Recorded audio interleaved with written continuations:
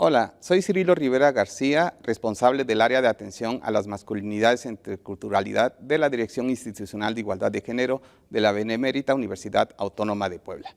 Bienvenidas, bienvenidos y bienvenides. En este programa platicaremos de los malestares de los hombres ante el avance de los derechos de las mujeres. En la BOAP trabajamos por una universidad libre de violencia y discriminación.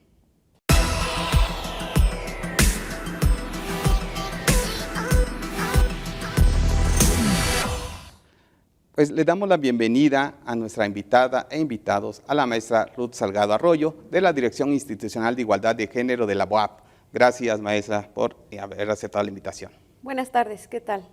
Al doctor Luis Fernando Gutiérrez Domínguez, profesor investigador de la Facultad de Ciencias de la Comunicación de nuestra universidad. Gracias. Hola, Cirilo, buenas tardes, bienvenido. Y al maestro Juan Carlos Pinacho Cruz, de la Vicerrectoría de Investigación y Estudios de Posgrado de nuestra universidad. Gracias, Cirilo. Muchas gracias. Pues en los últimos años, las mujeres desde el feminismo han ido avanzando en la construcción de la agenda de igualdad sustantiva. Sin embargo, hay un sector de la población masculina que le resulta incómoda el avance de las mujeres, pues sienten que los derechos de los hombres están siendo quitados. En la universidad es importante que podamos generar estos espacios de reflexión sobre este tipo de malestares de la masculinidad hegemónica o micromachismos, como lo señalaba Luis Bonino Méndez, y por supuesto construir acciones hacia una cultura de paz en la universidad. Vamos a lanzar esta primera pregunta que me gustaría que fuéramos en este orden, de si la maestra Ruth, el maestro Juan Carlos, el doctor Luis Fernando. ¿Por qué incomoda el feminismo a un sector de los hombres? Adelante, maestra. Bueno, quisiera comenzar con recordar que el feminismo tiene todo un proceso histórico. No es una novedad. Llevamos más de 300 años discutiendo, definiendo, haciendo postulados, se escribe, se teoriza, se discute. Entonces no es algo reciente, no es algo que se nos ocurrió a todas las que estábamos inconformes con la manera en cómo estábamos viviendo, cómo nos están tratando, etcétera, ¿no? Y de este conjunto de filosofías políticas e históricas, pues resulta que también se han ido documentando corpus y listados de derechos humanos de las mujeres. Y entonces nos ha costado mucho trabajo ir alcanzando nuestro lugar en lo público, porque ese es ese es como el empuje que nos ha hecho a las feministas y a las teóricas del feminismo ocupar estos espacios. Entonces son un montón de aspectos y de asuntos que el feminismo tiene que ver, pero en el contexto de la filosofía, en el contexto de la historia, en el contexto de la teoría, y que de alguna u otra manera todos estos ideales también se han ido construyendo en la calle y en diferentes espacios. Entonces creo que es importante reconocer que la historia del pensamiento de la humanidad tiene que reconocer y que tiene que evidenciar que el feminismo no es una novedad, no es de hace unos años, y que además documenta la historia de la humanidad, la serie de injusticias, de vejaciones, de discriminaciones, de tortura y demás que las mujeres hemos vivido. Sí, y en ese sentido, maestro Juan Carlos Pinacho, ¿por qué nos incomoda a los hombres? Ahora viene la pregunta, la maestra Ruth ya nos puso el escenario. El feminismo tiene una historia política, filosófica, de avance, pero a los hombres nos está sucediendo algo cuando escuchamos feminismo. Bueno, yo agregaría y haría una acotación respecto de la pregunta. Yo no creo que incomode a un sector de los hombres, yo creo que nos incomoda a todos los hombres. En mayor o menor medida hay una incomodidad latente, solamente que hay un sector de hombres que la manifiesta de manera abierta, como por ejemplo quienes violan, quienes son feminicidas, quienes violentan, quienes discriminan, quienes excluyen de manera muy palpable, y hay otro sector que no evidencia el tema de esta forma, pero lo hace a través de pensamientos como decir, bueno, ahorita está en su apogeo, déjala, ¿no? Que haga lo que ella pueda hacer en este momento. O hay otro sector que dice, bueno, ahorita lo puede hacer, hay que darle chance, ¿no? U otro sector que dice, bueno, acuérdate que esta es una moda, están ahorita de moda las mujeres y lo que las mujeres pueden hacer, ¿no? Yo creo que la incomodidad surge, y esto lo retomo a partir de un argumento que escuchaba ayer en un podcast sobre racismo, La incomodidad surge porque quienes vivimos en el privilegio que somos los hombres, aunque haya diversos niveles de privilegio de estos hombres, nunca tenemos el agua en el cuello, ¿no? O sea, vivimos muchas situaciones de riesgo, sí, pero no vivimos estas situaciones de riesgo que viven ellas. Entonces, los hombres como tal en su conjunto, creo que no estamos dispuestos a perder estos privilegios por mínimos que sean.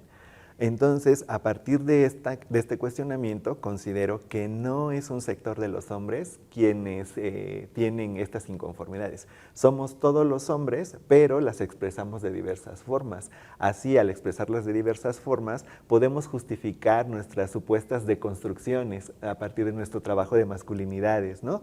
O podemos tomarnos muchas fotos en el cuidado de nuestras hijas, hijos, hijes, o podemos simular que estamos a favor de las protestas feministas, pero no somos capaces ni de participar en círculos de información, de trabajo, accionar, poder confrontar al compa, al tío, al papá, al hermano, sobre estos comportamientos y los propios, y por esa razón es que pienso que nos incomoda a todos, solo que hay quienes guardamos las apariencias y hay quien definitivamente no. Ahorita me acabo de recordar un texto o una conferencia de la doctora Melissa Fernández Chagoya que dice: el feminismo no muerde pero transgrede. ¿Qué implica hablar de feminismo y nos incomoda, Luis Fernando? Bueno, yo recuperaré un par de ideas ya de lo que acaban de decir Ruth y José, que tiene que ver precisamente con este tema orientado al asunto del poder. El feminismo lo que hace es dejar en claro y de manera plenamente manifiesta que lo que configura históricamente las relaciones sociales de género entre mujeres y hombres es el poder. Y el poder en este sentido de la capacidad para nombrar, de la capacidad para decidir qué cosa puede ser valioso, a qué se puede aspirar, de qué manera se puede construir mundo. Desde una óptica de género de los varones, históricamente la mirada sobre el mundo y sobre la posibilidad de pensarlo ha sido nuestra, digamos. Claro, con la llegada del feminismo, en tanto una filosofía, una práctica y un movimiento social que sospecha de verdades absolutas, cuando dice no podemos entender que la humanidad entera se asuma como una totalidad que es vista desde una parcialidad, entonces pongamos en duda eso que está ocurriendo. El genérico de los varones históricamente constituido por la certeza de que lo que el varón dice es, lo mete en conflicto. Y a partir de ahí se genera una incomodidad, cual evidentemente que para este genérico de los varones resulta incomprensible aceptar, reconocer que las mujeres también son un sujeto y que en esa medida pueden pensar el mundo, pueden nombrarlo, pueden aspirar a construirlo de una forma diferente, donde los hombres también somos incluidos, pero bueno, eso es algo que no se nos da muy bien pensar que las cosas pueden ser colectivas y solemos atribuirnos la idea del todo desde una parte. Hay procesos de cambio y de transformación en algunos varones, en otros no tanto, y ahí, digamos, yo diferiría un poco de lo que José plantea. No es que a todo mundo nos moleste. En algún momento yo diría que la formación feminista no solo es un proceso técnico de adquisición de conocimientos, sino que se transforma en una filosofía y en una práctica de vida y que en esa medida nos permite tomar conciencia y asumir de manera convencida de que esto debe ser de otra forma. Por supuesto, hay momentos o habrá momentos en los que toda esa historia de millones de años detrás que traemos puede producirnos cierta dificultad para poder interpretar o leer adecuadamente estas expresiones de las mujeres. Me quedaría ahí en este momento. Cuando retomo lo de los malestares de la masculinidad, decía Luis Bonino Méndez, que nos genera como escozor, y retomo lo que ustedes han ido planteando. Algunos se acuerdan de esas luchas, bueno, no todos los hombres, ¿no? Entonces, por eso decimos, bueno, un sector, ok, pero nos transversaliza la práctica del machismo y la cultura patriarcal. Entonces, los hombres que de repente ven esto y dicen, bueno, qué malestar, es que qué me incomoda, ¿por qué me molesta que mi pareja tome decisiones o mis compañeras tomen la voz en la reunión de la academia o en la reunión del consejo de unidad? Pero pues sí, no tienen mucho que aportar. Ese es el malestar que aparece, ¿no? Y vamos a encontrar otros malestares como los que comentaba que dijo el maestro Juan Carlos Pinacho, que tiene que ver con estos que violentan físicamente hasta quitar la vida, que se llama feminicidio, pero también desde la parte más sutil, desde hacerle el meme chistosito, ¿no? El de, ay, pues no pasa nada. El avance lo vimos con la ley Olimpia, de qué manera la justicia es expedita, ¿no? En 3-4 meses se resolvió una situación, cosa que hay mujeres con que han vivido violencia digital y que pues llevan 2 años en el proceso. Ese es algo que quiero compartirles. Lo que han visto, lo que han notado, qué consecuencias tiene este malestar de los hombres. Ya nos dijiste, Juan Carlos, un poco, tiene que ver con la violencia que generamos, pero ¿qué otras consecuencias se ven en un espacio universitario? Porque no solamente es este espacio, puede ser en otro estado, en otro lugar donde transitan y transitamos y creemos que aquí no pasa nada.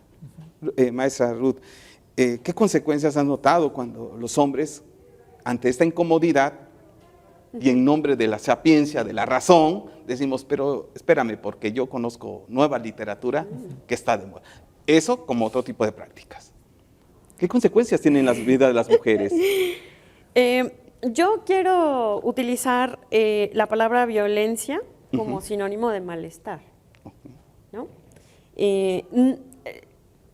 Nosotras hemos sufrido muchos procesos violentos, directos, estructurales, culturales, institucionales. El obstáculo para el desarrollo de las personas es la violencia. Cualquier tipo de violencia es un obstáculo para el desarrollo de las personas.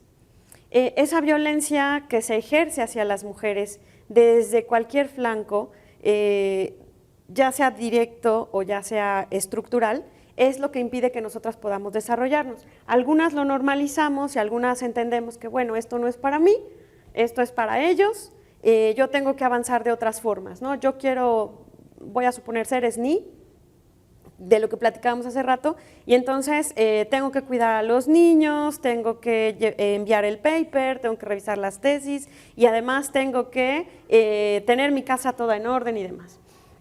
Eso es violencia estructural porque tiene que ver con las cargas que la cultura nos obliga a nosotras a cumplir y además lo otro, lo profesional, ¿no? Entonces, no solamente es violencia directa, son muchos tipos de violencia, son muchos tipos de malestares y entiendo que los hombres y toda la población en general sienta ese malestar, pero cuando nosotras alcanzamos un tipo de organización social, cultural, entre nosotras las mujeres, para apoyarnos con los cuidados, cuando armamos nuestro entramado social para apoyarnos, entonces se van rompiendo estas violencias y vamos moviéndonos de cierta forma. A ellos les genera también el malestar de, viene esta estructura como tan sólida, tan probada, tan privilegiada, nosotras nos reorganizamos, armamos un tipo de entramado social, cultural, incluso económico, que nos permite reorganizar esa estructura tan consolidada, tan probada, y sí de privilegio, que, bueno, hay otras implicaciones. Puede haber, o se van configurando también esos obstáculos. Entonces, esos obstáculos reconfigurados desde la violencia de género nos vuelve otra vez a poner a nosotras en el replanteamiento de estas estructuras. La violencia de género es un obstáculo para el desarrollo y el desarrollo de las mujeres, el trabajo profesional, el alcance económico, el tener cierto nivel de vida, no solamente es un asunto económico, sino es de estas violencias estructurales que va generando estos malestares. Entiendo que para todas las personas es un sistema muy consolidado y nosotras intentamos romper, vamos rompiendo, reorganizamos, rompemos, reorganizamos y eso genera otro tipo de malestar. Entonces yo entiendo que la carga para nuestros compañeros también es muy fuerte, pero no porque históricamente lo sea, sino porque a nosotras identificamos, rompemos, reconfiguramos y eso genera este tipo de malestar hacia nuestros compañeros. Maestro Juan Carlos Pinacho, quiero retomar algo que dice la maestra Ruth. El Me Too, a mí también me pasó, y empiezan a socializar las compañeras, y aparecemos los hombres en escena. Hay una incomodidad y vienen respuestas sumamente violentas. Sí. Las instituciones de educación superior en México, que has tenido oportunidad también de estar, escuchar, ¿cuáles son esas consecuencias que también se visibilizan y que los hombres, al generar violencia, decimos, pero pues no es nada, mira, pues ay, así es la academia, así es la parte operativa? En México se ha discutido esto en las instituciones de educación superior. Adelante. Mira, si hay un tema que a los hombres nos caracteriza, y regularmente Cirilo y compañero, compañera, siempre voy a hablar en general de los hombres, ¿no? Incluyéndome, es, no sé si es una incapacidad consciente o inconsciente de reconocer que hay una situación dentro de nosotros o con nosotros y en nuestras relaciones interpersonales que está caracterizada por esas relaciones de poder que mencionaba el doctor, pero también por estos aprendizajes culturales que tenemos como hombres, ¿no? O como personas que nos identificamos como hombres. Y cuando surge el Me Too y el aspecto relativo a las instituciones de educación superior, a partir de estas protestas, de estas evidencias, pues automáticamente se dispara esa conducta. No es cierto. ¿Cómo lo prueba? ¿No? ¿Cómo es que lo hace evidente? ¿Cómo se palpa? ¿Quién lo comprueba? ¿No? Estoy dispuesto a que vayamos a una instancia, incluso esta característica también muy propia de los hombres, que es el desafío. Estoy dispuesto a que vayamos a las autoridades y que lo sostengas, que yo lo hice, que yo te acosé, que yo te hostigué, que yo te violenté, que yo te discriminé. Y entonces esta incapacidad, y de pronto retomo un poco lo que decía el doctor, yo sí creo que es necesario, no basta o no es suficiente que alguien me diga eres violento, y menos si me lo dice una mujer, ¿no? Porque a final de cuentas el ejercicio personal que lo puedes interiorizar, que lo puedes trabajar a partir de una práctica psicoterapéutica con perspectiva de género o con enfoque feminista, porque no cualquier práctica psicoterapéutica te permite esto, es posible, es probable, pero no es un hecho, que te haga de alguna manera motivar una transformación personal para después llevarlo a lo comunitario. Yo sé que mi realidad no puede definir la realidad de ustedes, compañeros hombres, ¿no? Pero, por ejemplo, yo pude acercarme a estos aspectos relacionados con mi propio ejercicio de la violencia y con el ejercicio de violencia que yo aceptaba a partir de vivencias personales y a partir de poderlo trabajar en aspectos psicoterapéuticos. Entonces, estoy convencido que la posibilidad real de transformación proviene inicialmente de un trabajo personal. Porque aunque una autoridad me diga que yo soy violento, yo voy a tratar de defender por todos los mecanismos que los elementos que yo accioné para provocar violencia no tenían ese objetivo. Y entonces, ¿cuáles son las consecuencias en las mujeres? Pues que las mujeres a partir de estas situaciones piensen que están locas, ¿no? O sea, porque a lo mejor este hombre dice, tú te inventas muchas cosas, ¿no? O sea, no está pasando eso que tú estás diciendo no sucede o no es la intención. O que las mujeres tengan una carga mental doble que la que podemos, triple, que la que podemos tener nosotros los hombres, ¿no? O que las mujeres consideren que no están hechas o no son aptas para las relaciones interpersonales o que sus formas de amar no son las válidas, ¿sabes? Porque en un asunto de las relaciones heterosexuales, sobre todo, el tema del desgaste entre un hombre que es violento y una mujer que sufre o que es víctima de esa violencia es garrafal para ellas. Pero los hombres nunca vamos a aceptar eso, ¿no? Los hombres siempre vamos a tener la idea o la posibilidad de que pues así fuimos criados, ese es nuestro papel, hay que asumirlo así y pues de pronto hay que negociar o dialogar, pero siempre manteniendo que la razón regularmente la vamos a tener nosotros. Y retomando esta parte, retomando a Luis Bonino de los malestares de la masculinidad, ahí Mabel Burin decía, bueno, esos malestares se convierten en los molestares hacia las mujeres. Doctor Luis Fernando, ¿qué reflexiones se va dejando todo este quehacer, estas consecuencias, esos impactos? Porque has hecho también trabajos de revisar, documentar la violencia que se vive en Puebla, en el caso de los feminicidios. Ok, sí, bueno, primero diré que te nombré José y eres Juan No Carlos. te preocupes. Cosa por la cual me disculpo contigo. Pues tú puedes llamarme Pepe si quieres. Ok, muy bien.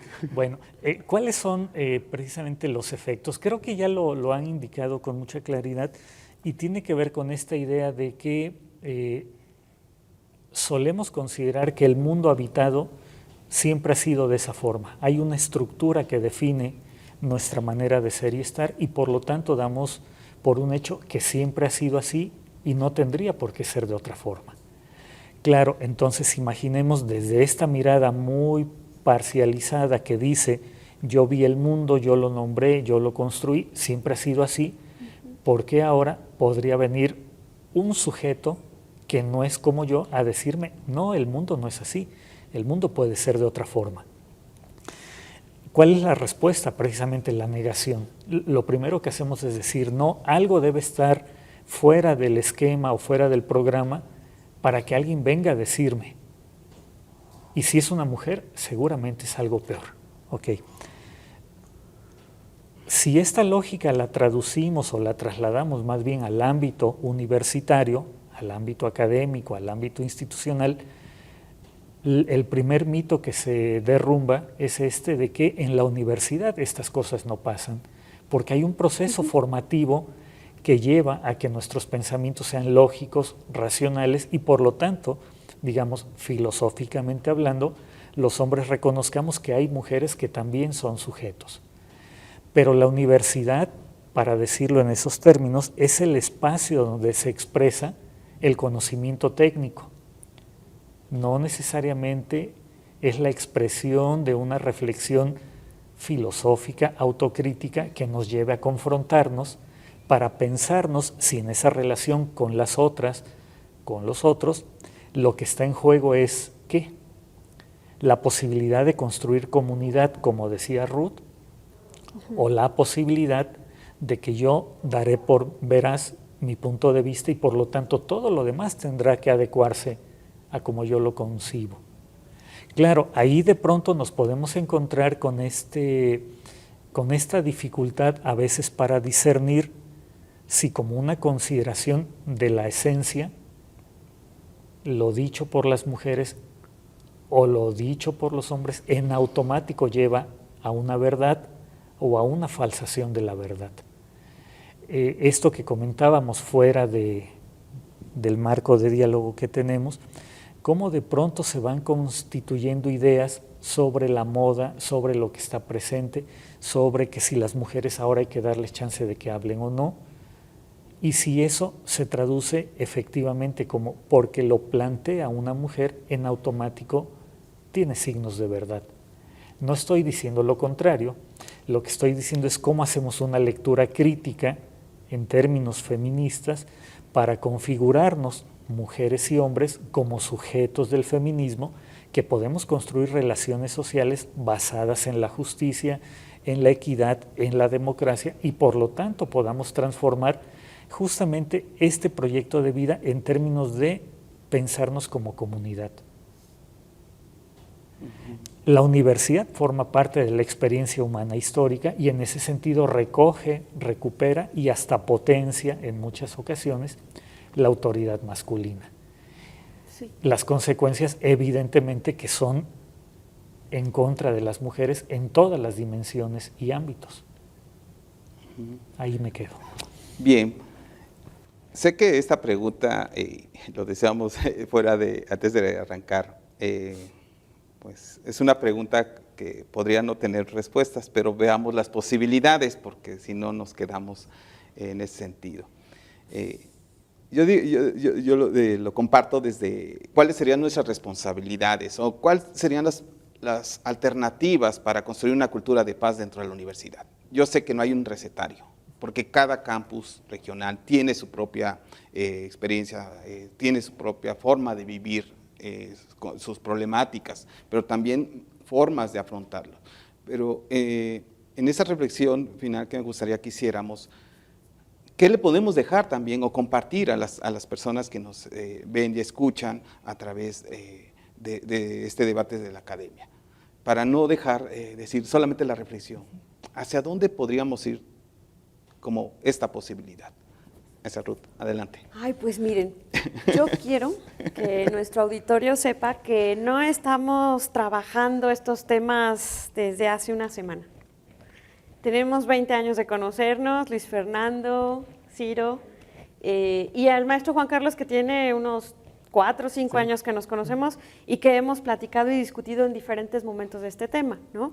Y una de las cosas que me ha quedado a mí muy, muy marcadas es que discutiendo de estas cosas con el maestro Juan Carlos, creo que fue en el 2018 que empezábamos a trabajar juntos, pues justo un poco una pregunta parecida, y entonces la respuesta, y lo retomo de lo que acabas de decir, Juan Carlos, que nuestros compañeros atiendan su violencia, como que cuando nos pregunten, ¿verdad?, ¿qué es lo que tengo que hacer yo como profesor? Y entonces yo como que me quedé un poco desarticulada con la marcha de la huelga del 2019 con mis estudiantes de la prepa, que mis compañeros también me preguntaban, ¿y yo qué voy a hacer en esta huelga? Entonces, que me acuerdo del maestro Juan Carlos, efectivamente, pues maestro, primero atienda su violencia. No son respuestas que esperan, más bien esperan nuestros compañeros que les digamos, bueno, pues organiza un taller, haz un programa, ve una película, como que nosotras también tenemos que decirles qué es lo que tienen que hacer, ¿verdad? Y entonces, recurriendo a las sabias palabras de Juan Carlos, pues le dije a mi compa, atiende tu violencia. Por supuesto que no me volvió a preguntar qué hacer. La siguiente vez lo que me dijo fue, lo que ustedes deberían trabajar son las nuevas masculinidades. Ya no me preguntó qué hacer, sino ya me dijo qué es lo que teníamos que hacer, ¿no? Entonces, claro que estos espacios de diálogo y en algún momento de discusión sí tiene que ver con irnos retroalimentando constantemente en esta causa común que tenemos, transformadora, democrática y justa, como decía Luis Fernando. Entonces, vamos construyendo y vamos reorganizando nuestro discurso y eso tiene que impactar los planes y programas. Vamos para allá. Muy bien. Esa es una ventaja. Muchas gracias. Tenemos 3 minutos aproximadamente para cerrar. Maestro Juan Carlos, después. Bueno, yo pensaría que hay que dejar de idealizar a la universidad como el espacio que solamente puede generar conocimiento, formar profesionales, darnos un empleo, entre otras cosas. Creo que la universidad se sigue configurando como un espacio patriarcal, independientemente de las representaciones que tengamos a partir de la presencia de las mujeres en espacios de poder o de liderazgo, pero mientras la universidad no de manera efectiva sufra o viva esa transformación de ser un ente eminentemente patriarcal a un ente diverso que incorpore, que pueda dar cabida a otros enfoques teóricos como el feminismo, como los aspectos que tienen que ver con capacidad, discapacidad, como la interculturalidad, no podríamos hablar de que podemos construir un espacio con cultura de paz, sobre todo porque en la universidad pareciera que las diversidades no caben, y entre menos diversas y diversos seamos, pues es mucho mejor porque se ahorran los problemas. Creo que no. Es importante reconocer, visibilizar y destruir la parte que tiene que ver con el patriarcado en las instituciones de educación superior. Yo pensaría eso. Muchas gracias. Bueno, rápidamente, hacer el ejercicio permanente de autorreflexión crítica, pensar que la universidad forma parte de un contexto más amplio y la universidad replica eso que pasa allá afuera, y por lo tanto, si nos formamos en este ejercicio crítico y autocrítico, estaremos en condiciones de pensarnos cómo podemos hacer de otra manera las cosas. Pues de verdad, muchísimas gracias por haber compartido este espacio y ha sido muy nutritivo el diálogo, este debate, este intercambio. Pues bueno, así hemos llegado al final de esta entrevista en Debate desde la Academia a través de TV Boab. Agradecemos la participación de la maestra Ruth Salgado Arroyo, doctor Luis Fernando Gutiérrez Domínguez y al maestro Juan Carlos Pinacho Cruz. Les invitamos a conocer las diversas actividades dirigidas a la transversalización de la política de igualdad, prevención y atención y discriminación de la violencia de género en nuestra universidad. Síganos a través de la página web dije.boab.mx y en las redes sociales, en Facebook, Dije Boab, en Twitter, @Dije Boab. Muchas gracias, así hemos llegado al final de este programa. Agradecemos su compañía. Hasta pronto.